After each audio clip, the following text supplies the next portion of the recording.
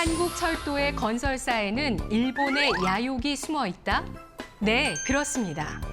일본이 한반도에 철도를 건설한 것은 교통 편의를 위한 것이 아니라 대륙 침략을 위한 군수물자 수송에 그 목적이 있었는데요.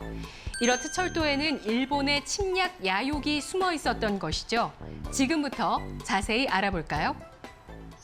그동안 내륙 중심으로 이루어졌던 도시 발달은 일본의 강압적 개항과 철도 부설을 통해 항구 중심으로 개편됐습니다.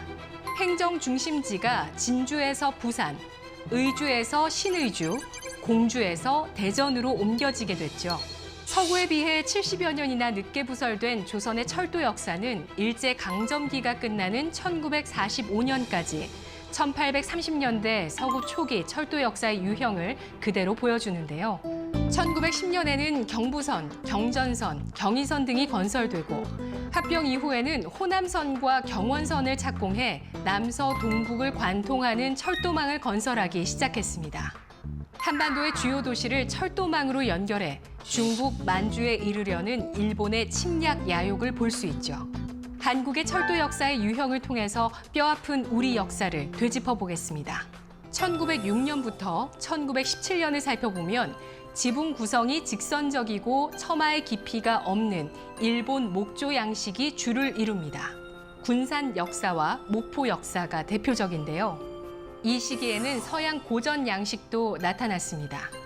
벽돌조의 흰색 화강석을 사용했으며 르네상스 시대의 팔라초 형식을 볼 수 있습니다.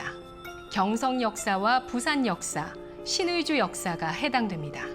수원 역사, 전주 역사, 남원 역사 등은 1920년대 이후 한국 전통 양식으로 표현됐는데요.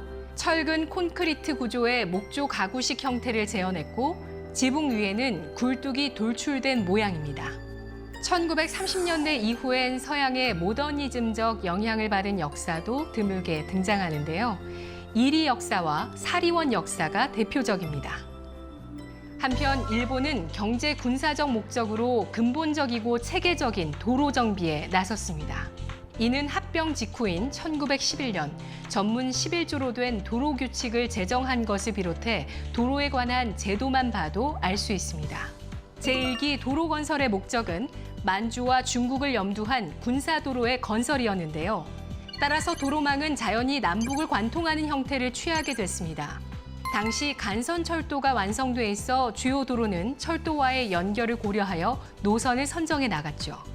제2기 도로 건설 계획은 제1기에 얻은 실적을 토대로 경제적 측면에서 기묘한 26개 노선과 주요 하천의 교량 9개소를 선정한 것이었습니다.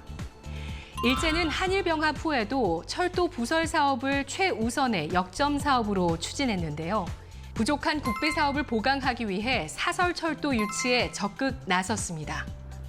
일제는 조선 경편 철도령을 좀 더 적합한 내용으로 바꾼다는 명목으로 1920년 6월 조선 사설 철도령을 제령 제8호로 제정하기도 했습니다. 상수도 발달은 다른 공사에 비해 비교적 빠르게 시행됐는데요. 서울은 1906년 공사를 시작해 1908년 급수를 시작했습니다. 도시 위생시설에서 특히 하수 배제는 매우 중요한 요소인데요.